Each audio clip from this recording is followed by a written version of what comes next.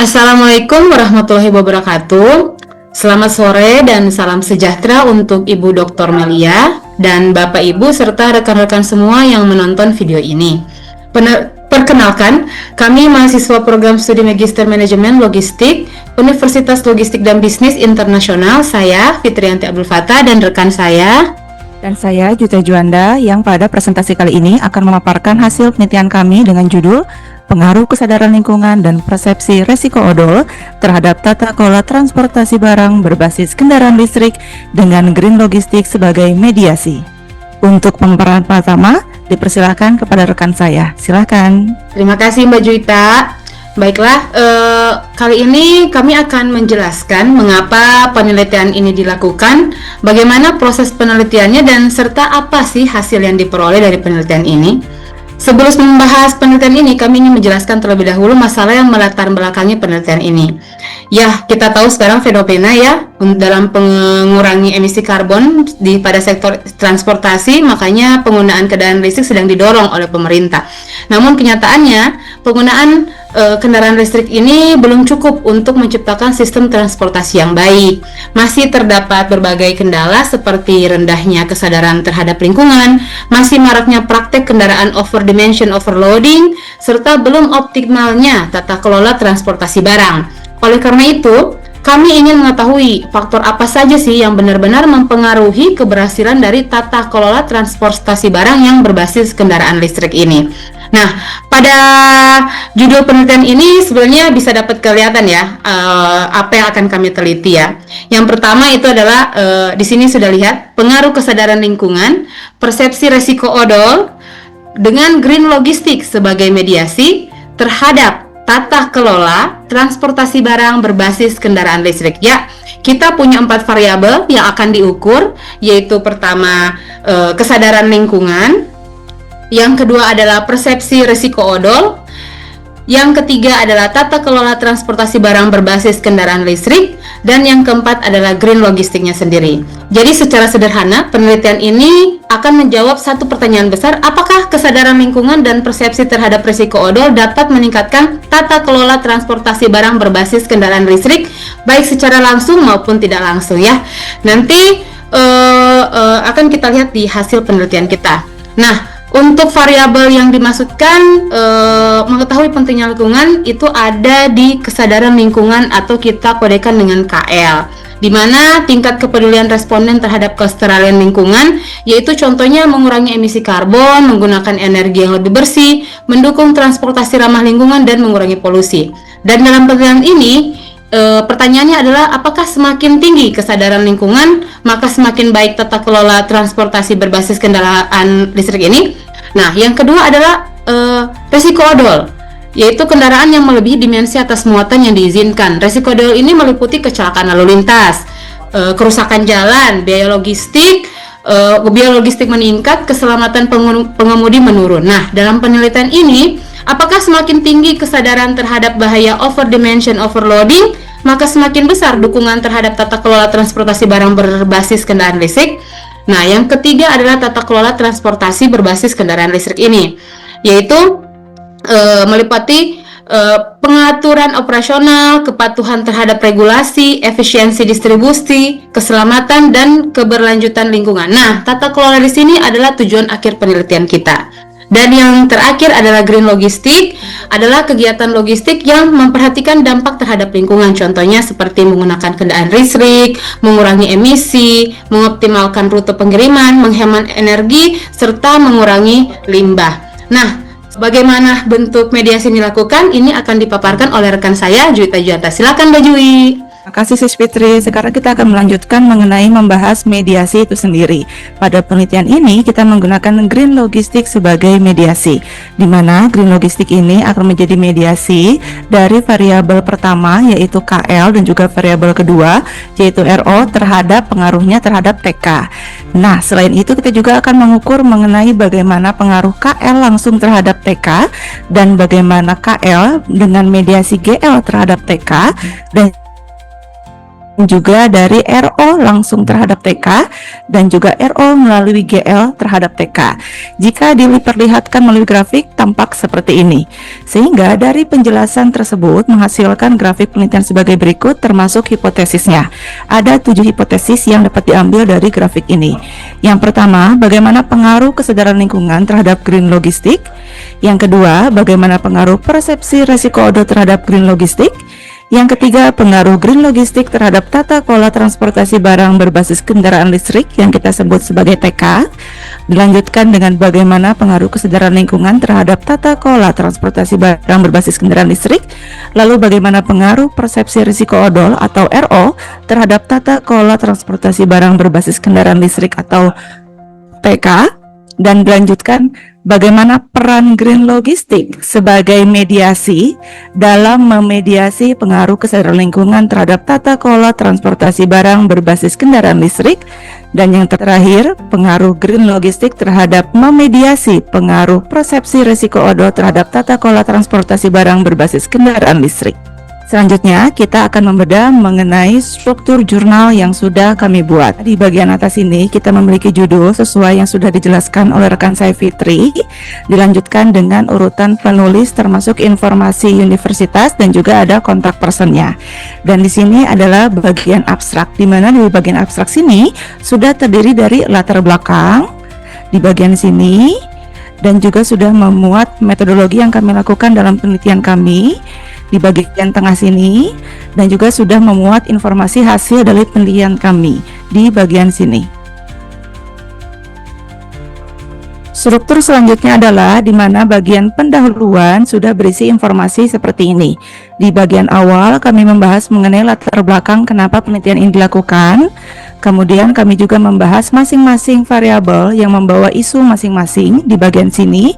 Dan yang terakhir kami menginformasikan research gap-nya, di mana berdasarkan kondisi tersebut dari mulai latar belakang hingga permasalahan masing-masing variabel sudah kami bahas di jurnal ini.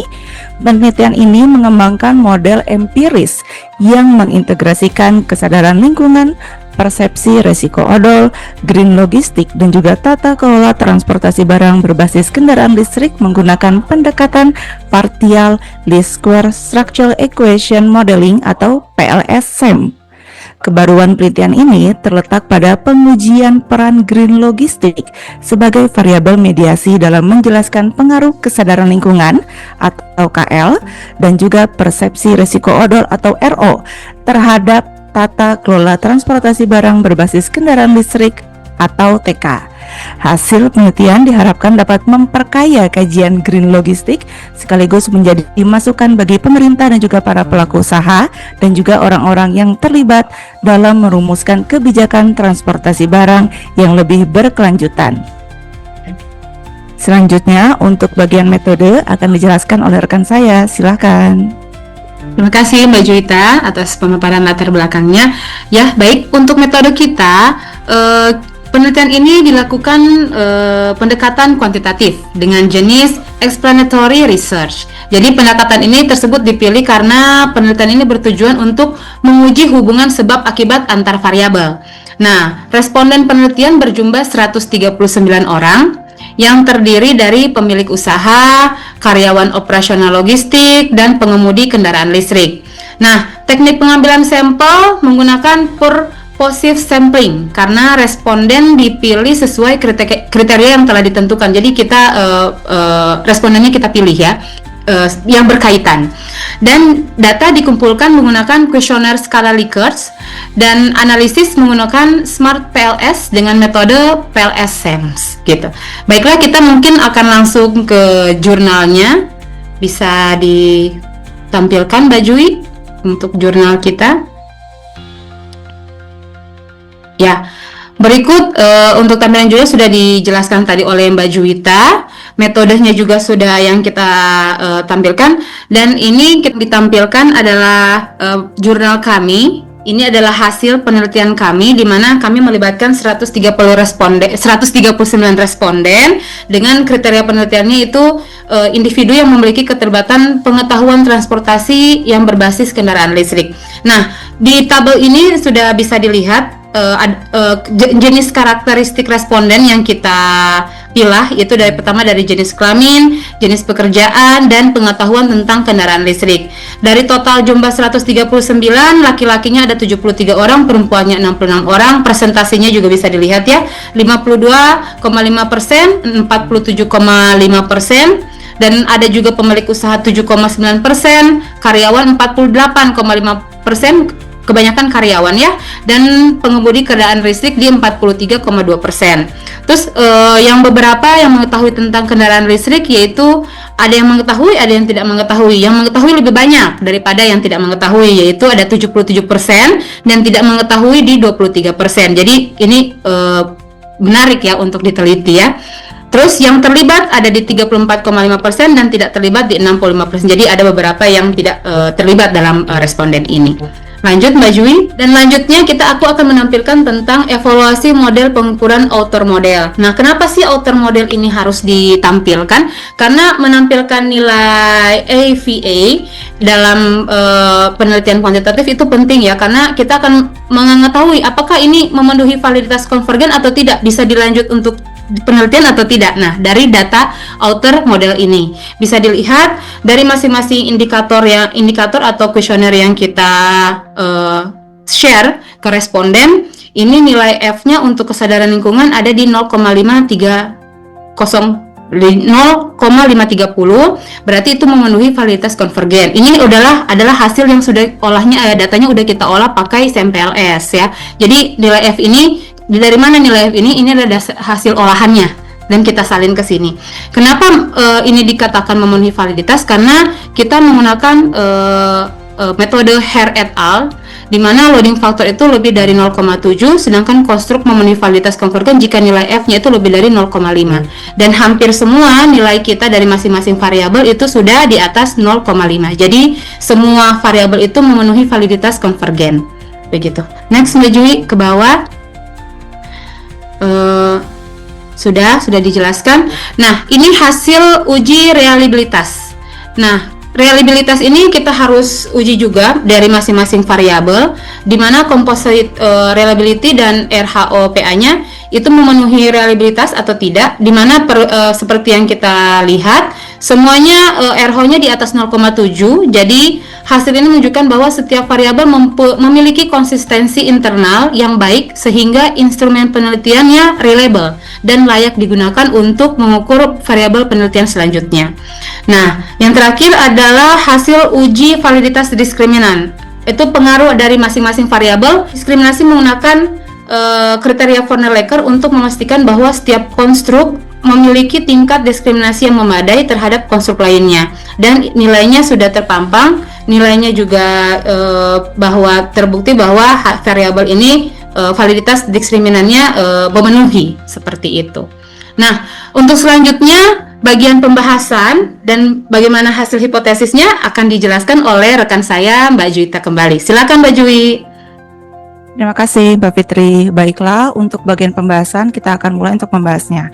Jadi untuk Bapak Ibu semua, bahwa hasil analisis menunjukkan bahwa model penelitian ini mampu menjelaskan keterkaitan antara kesadaran lingkungan, persepsi risiko odol, dan juga green logistik, dan juga tata kelola transportasi barang berbasis kendaraan listrik dengan tingkat penjelasan yang baik. Nah, hal tersebut tercermin dari nilai koefisien determinasinya, yaitu R2, yang digunakan untuk mengukur kemampuan variabel eksogen dalam menjelaskan variabel-variabel endogennya.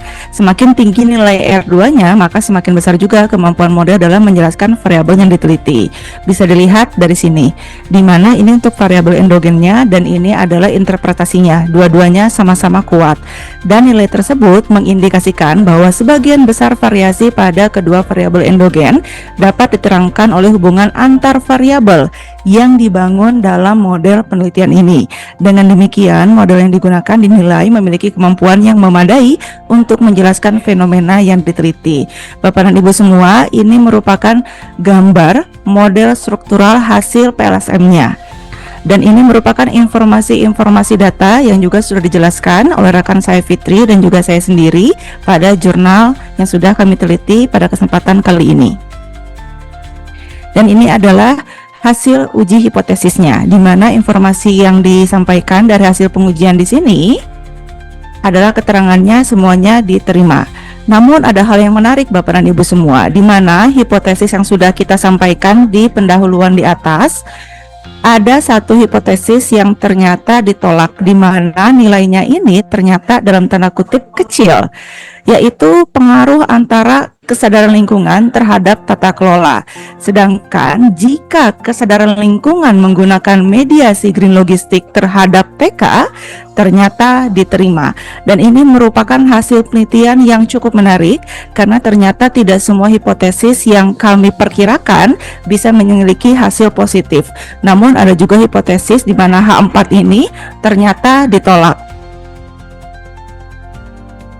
Selain itu, Bapak dan Ibu semuanya, kita juga memiliki simpulan sebagai berikut.